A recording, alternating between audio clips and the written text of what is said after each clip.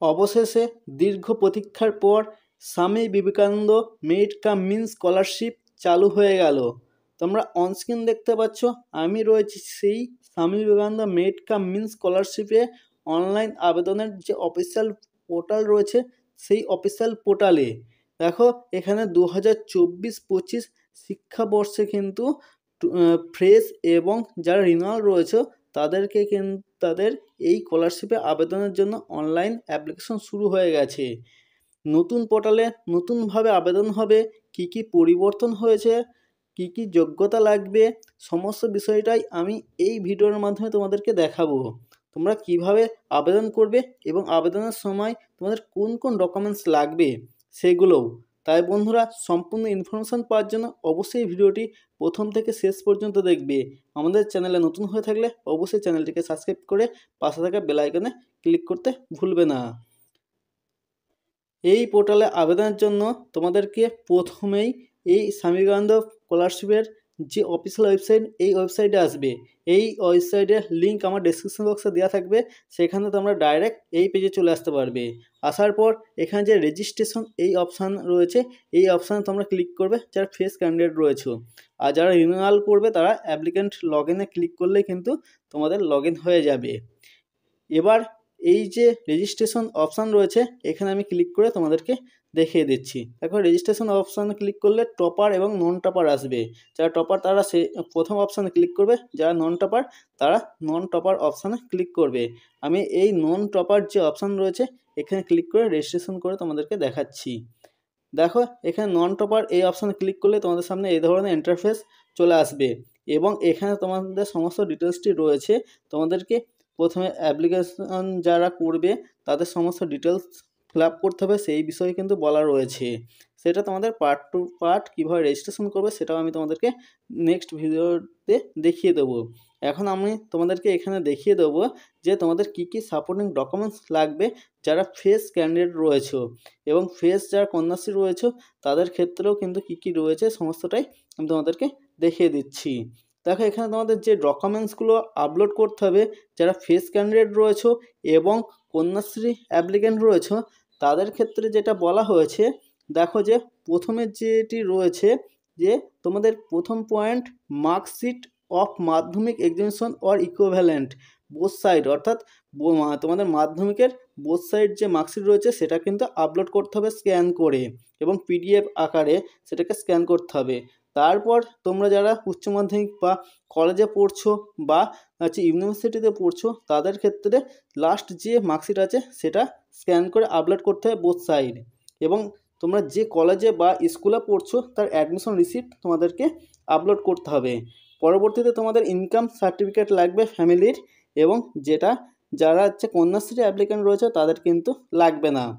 এবং domicile certificate তোমাদের হিসাবে যাদের আধার কার্ড, ভোটার কার্ড বা রেশন কার্ড বা অন্য গভর্নমেন্টের ইস্যু করা যে কোনো সার্টিফিকেট দিলেই হবে ডোমিসাইল সার্টিফিকেট হিসাবে।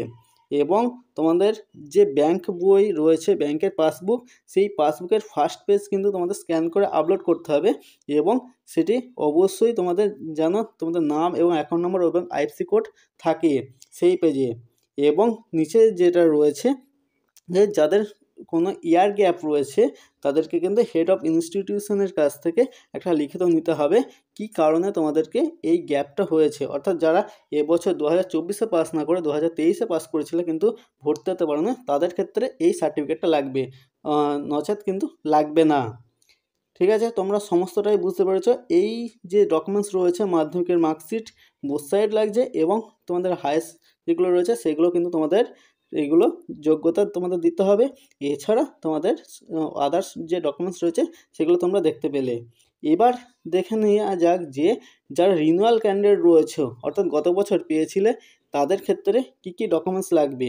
দেখো প্রথমে তোমাদের যে কপি লাগবে সেটা হচ্ছে তোমাদের যে মার্কশিট রয়েছে নতুন কোর্সের, সেই প্রেজেন্ট কোর্সের সেটার বোথ সাইড কিন্তু তোমাদের সেটাকে তোমাদের আপলোড করতে হবে স্ক্যান করে। অবশ্যই পিডিএফ আকারে তোমাদের স্ক্যান করতে হবে এবং 400 কেবির মধ্যে। এবং অ্যাডমিশন রিসিপ্ট যেটা রয়েছে সেটাও কিন্তু তোমাদের সেটা কিন্তু আপলোড করতে হবে স্ক্যান করে। এইগুলোই কিন্তু তোমাদের মোট কথা লাগবে। এছাড়া তোমাদের যে ফরম্যাট রয়েছে ইনকাম সার্টিফিকেট, সেইটাও কিন্তু এই পোর্টালে দেওয়া রয়েছে। আমি তোমাদেরকে পরবর্তীতে দেখিয়ে দেবো। সেই যে ইনকাম সার্টিফিকেট রয়েছে সেই ফরম্যাটে ফিল আপ করে তোমরা বিডিও অফিস থেকে বা মিউনিসিপ্যালিটি থেকে তোমরা সেটাকে সই করে আপলোড করতে পারবে। এবং পরবর্তীতে তোমাদের সমস্তটাই কিন্তু এখানে আমি তোমাদেরকে দেখিয়ে দিচ্ছি রেজিস্ট্রেশন তোমরা কিভাবে করবে। এই রেজিস্ট্রেশন করার জন্য অবশ্যই চেকবক্সে ক্লিক করতে হবে তোমাদের, এবং তারপরে প্রসেস ফর রেজিস্ট্রেশন এই অপশানে ক্লিক করতে হবে। দেখো আমি এখানে যেহেতু চেকবক্সে ক্লিক করিনি, তাই সেটা ডিক্লারেশনে চেক করার জন্য বলছে। আমি জাস্ট চেক করছি। চেক করার পর এই যে প্রসেস ফর রেজিস্ট্রেশন এই অপশানে ক্লিক করছি। ক্লিক করে দেখা একটা মেসেজ শো করছে, যেখানে বলা হয়েছে যারা মাইনরিটি রয়েছে তাদের ক্ষেত্রে, সেই মাইনরিটি স্টুডেন্টদের ক্ষেত্রে যে অন্য একটি পোর্টাল রয়েছে সেখান থেকে আবেদন করতে হবে, এই পোর্টাল থেকে আবেদন করা যাবে না, সেটাই কিন্তু এখানে বলা হয়েছে।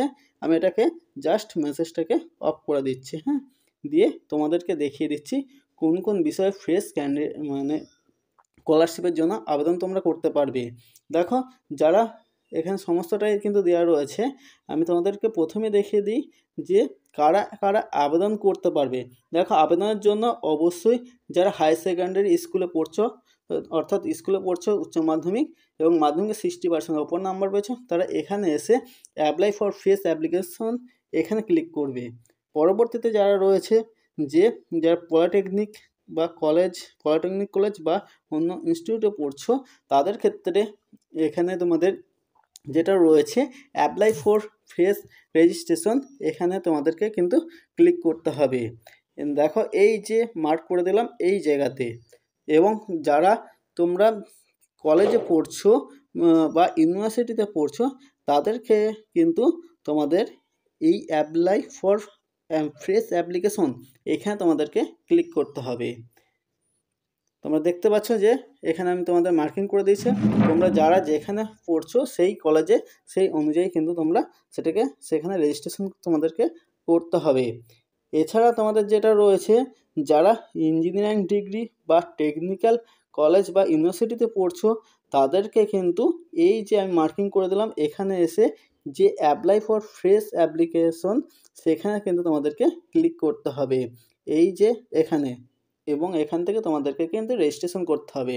এছাড়া যারা নার্সিং বা মেডিকেলে পড়ছো, তাদেরকে কিন্তু অ্যাপ্লাই ফর ফ্রেশ অ্যাপ্লিকেশন এখানে তোমাদেরকে ক্লিক করতে হবে। এবং এখানে ক্লিক করার পর তোমাদের নতুন পেজ আসবে, সেখানে তোমাদের ডিটেলস ফিল আপ করতে হবে। আমি তোমাদেরকে একটা রেজিস্ট্রেশন কীভাবে করবে সেটা আমি দেখিয়ে দিচ্ছি। দেখো রেজিস্ট্রেশনের ক্ষেত্রে তোমাদেরকে প্রথমেই এখানে যেটা রয়েছে, আমি প্রথমে যারা তোমরা মাধ্যমিক বা উচ্চ মাধ্যমিক স্কুলে পড়ছো তাদেরটা আমি দেখিয়ে দেওয়ার চেষ্টা করছি। তাই আমি এখানে এই প্রথম যে পোর্টালটা রয়েছে এখানে আমি ক্লিক করছি। এখানে ক্লিক করলেই দেখো তোমাদের সামনে নতুন একটি পেজ ওপেন হবে, এই ধরনের আসবে। এবং এখানে এসে তোমাদের সমস্ত ডিটেলসটা ফিল আপ করতে হবে।